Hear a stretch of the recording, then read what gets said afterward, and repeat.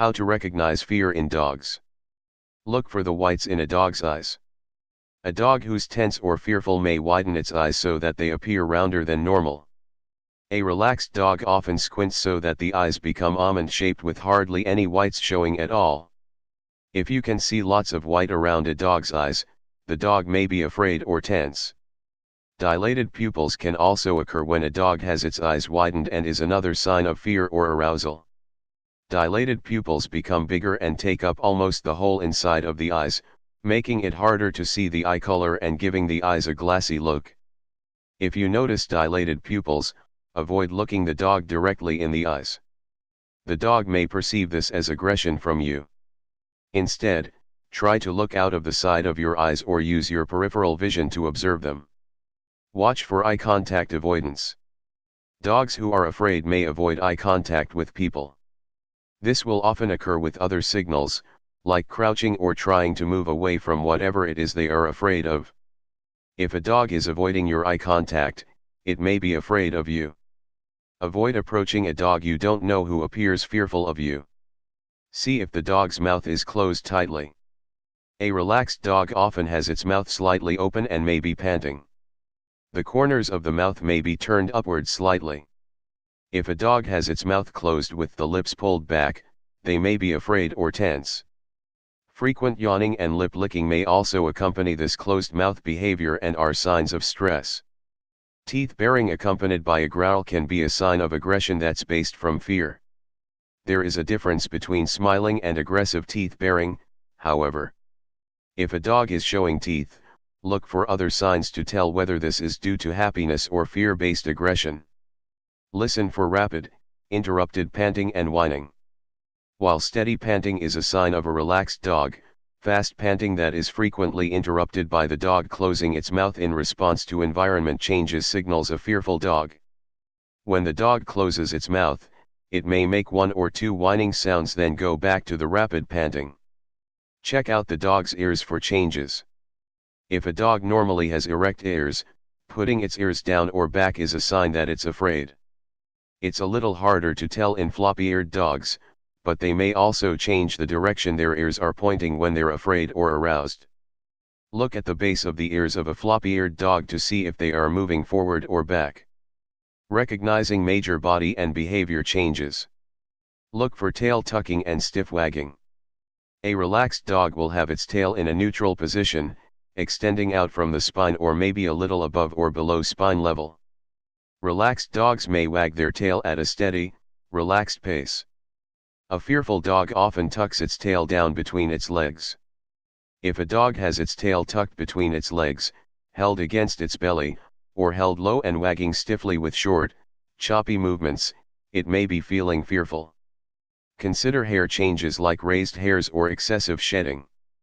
Similar to humans having goosebumps, a fearful dog may experience skin changes that lead to raised hairs across its shoulders, down its spine, or near the tail. These areas of raised hairs are called hackles, and may not always mean immediate fear or aggression but are often a sign the dog is excited or stressed. A dog who's experiencing repeated fear and stress may shed a lot. If a dog is shedding more than normal, it is likely upset about something in its daily environment. Look for major posture changes like stiffness, trembling, or staying low. A happy, playful dog will have movements that are loose and wiggly, with lots of activity and brief pauses. A dog who seems stiff, moves slowly, or moves away does not want to be near whatever is happening. This dog may also tremble, crouch low to the ground, or roll onto its side or back. If a dog is low to the ground and looking away, scratching, or sniffing, this is avoidance behavior and is a sign that it's no longer interested in social interaction. Watch for freezing or frantic attempts to escape. An extremely fearful dog may freeze in place and wait for the fear trigger to pass. Or it may frantically run around, trying to get away from whatever is causing its fear.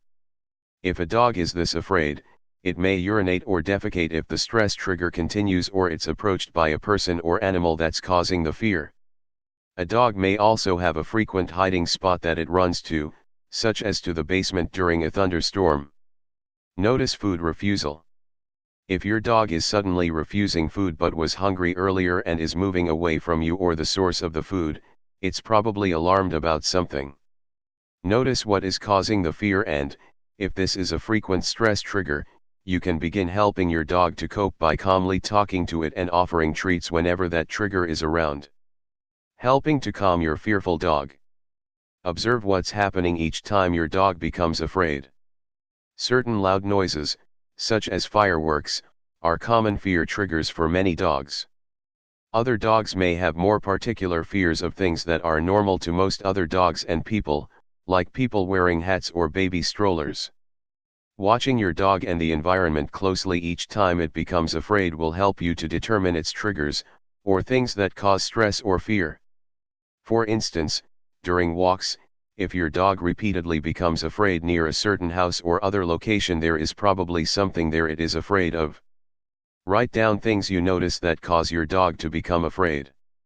You may start to notice a pattern that will make it easier to deal with avoiding these things or training him to no longer be afraid of them. Rule out medical issues.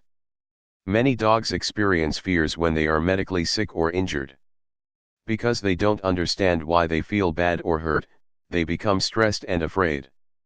Call your veterinarian or schedule a vet visit to discuss any sudden increases in fearful behavior in your dog, especially if it is hard to determine any type of trigger pattern. If your dog suddenly seems afraid of everything or of things that never caused it fear before, this is a sign of a medical issue requiring a visit to the vet. Conditions like arthritis or other pain-related complications may cause this kind of fear. Allow your dog space from known fear triggers if possible. Once you have observed your dog's fear and tracked the things that are triggers, make a list of these things and make some adjustments.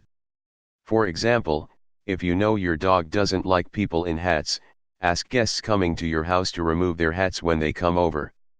When you're out, try to cross the street if you see someone walking toward you who's wearing a hat if this is your dog's trigger. It won't be possible to avoid all triggers in some cases, but trying to avoid them as much as possible builds your dog's trust in you, which will make it easier to eventually train it to cope with the triggers. Expose your new dog to new environments gradually. If your dog is young or has had a very limited outside environment before becoming your dog, it may just need more experience with new environments. Stick to a regular walk route normally, but bring your dog on walks to new places and encourage social interactions occasionally. Each time it interacts with new people and other dogs successfully, offer praise and treats. The only time to avoid new environments is if you know that strangers and other dogs are some of your dog's triggers, especially if it becomes fear-aggressive around new people or dogs. Teach a specific behavior to help your dog cope with triggers. When your dog sees a known trigger, teach it to do something specific like to look at you or to sit. This is often easier if your dog has a bit of training already. Keep treats with you when you go on walks to make it easier to do this training when your dog sees a trigger. For instance, if you see a bicycle coming and you know your dog is afraid of bicycles, move in front of your dog to block its view a bit and say, "Look at me.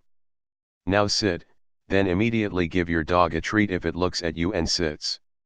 Work with a trainer if your dog becomes aggressive when afraid. If your dog shows signs of aggression when it's afraid, such as growling, barking, chasing, or snarling, contact a trainer to help you work with your dog on these issues. This is also a good idea if your dog is afraid of a wide variety of things and it becomes difficult to complete normal tasks at home or to bring your dog anywhere. You can find out about trainers through local animal shelters or by searching online for professional dog trainers in your area. Avoid overreacting when your dog becomes afraid. If you become extremely affectionate and attempt to baby your dog through its fear, this may reinforce the fearful behavior. On the other hand, punishing your dog for being afraid is also never a good idea. Do not yell at or hit a dog when it's afraid, because this will only increase your dog's fears, especially of you. Try to remain calm and get your dog away from its source of fear as soon as possible. Or, if you are training your dog to cope with fears, offer praise and treats immediately if it listens to your commands.